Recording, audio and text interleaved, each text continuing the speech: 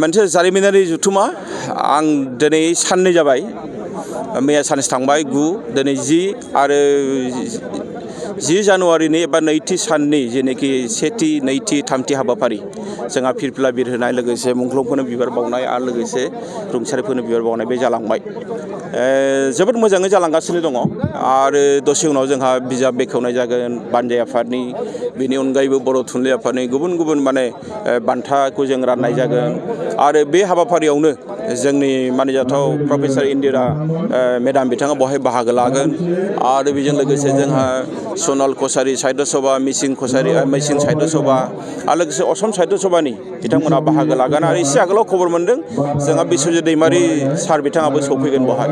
दा बेबायदिनो जोंनि हाबाफारिया जोबोद मोजाङै जाबाय थादों जोबोद जारिमिनारि मोनसे हाबाफारि नोंथांमोननि बयनिबो मददआ जोंनि थाखाय जोबोद थुलुंगाखांथाव आरो दिनैनि दिनाव जों नुदों जे बर' थुनलाइ आफादनि जि मावनो गोनां खामानि बे मावनो गोनां खामानिया मालाबाबो जोबनानै थाङा आरो जोंबो थाबथाना थायाखै बेखायनो जोंनि हारिखौ दानायाव जोंनि इयुन जोलैखौ दानायाव बर' थुनलाइ आफादा जा रोखोमनि बिफाव लानांगौ बेखौ जों लालांबाय थागोन जोंहा दिनैहाय जोबथा थान्दै मेल जागोन मोनाबिलियाव बे थान्दै मेलनि गेजेरजों जोङो गोदान माने बर' थुनलाइ आफादनि मावफुं आफादखौ दानानै लागोन गोजाम मावफुं आफादनि टार्मसा इतिमध्य जोब्बायानो होनना बुंजायो बोसोरथाम नालाय जोंनि बर' थुनलाइ आफादनि संबिजिरा बेखौ नायनानै माने गोदान मोनसे आफादबो दानाय जागोन आरो गाबोन जाबाय जोंहा गेवलां मेल गाबोननि गेवलां मेलाव आसामनि मानिजाथाव गिबि मन्थ्रि बिथाङा बाहागो लानायनि खोथा आरो बेजों लोगोसे जोंनि बिटिसिनि मानिजाथाव गाहाय माने मुस्रि हाग्रामा महिलारि बिथाङा गेवलां मेलखौ बेखेवनानै होगोन आरो बे हाबाफारियावनो जोंनि दिल्लीनिफ्राय जोंहा प्रफेसर रमेश भरद्वाज बिथाङा सौफैगोन दिल्ली इउनिभार्सिटिनि माने प्रफेसर माने नीलाक्षी बिथाङा सौफैगोन आरो बिनि अनगायैबो जोंहा गोबां माने जोंनि बर' थुनलाइ आफादनि गागि बिथांमोना बहाय बाहागो लागोन जोंनि बर' थुनलाइ आफादनि सासे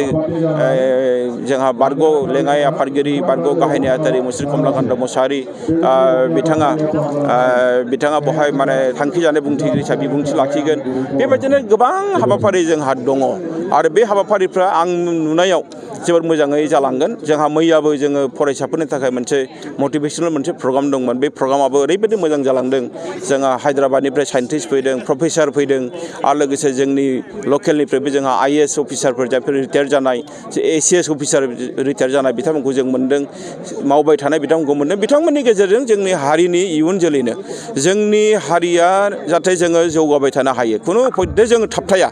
जोंनि जि मोनसे खामानि मावनाया जेरावबो जाहाथे बियो हल्ड जाया बेखौ जों नोजोर होनानै बर' थुनलाइ आफादा खामानि मावदों जोङो दिनै बर' थुनलाइ आफाद हिसाबै बुंनो थाङोब्ला जोंखौ गुबुना बुंनो नागिरो जे बर' थुनलाइ आफादा मानो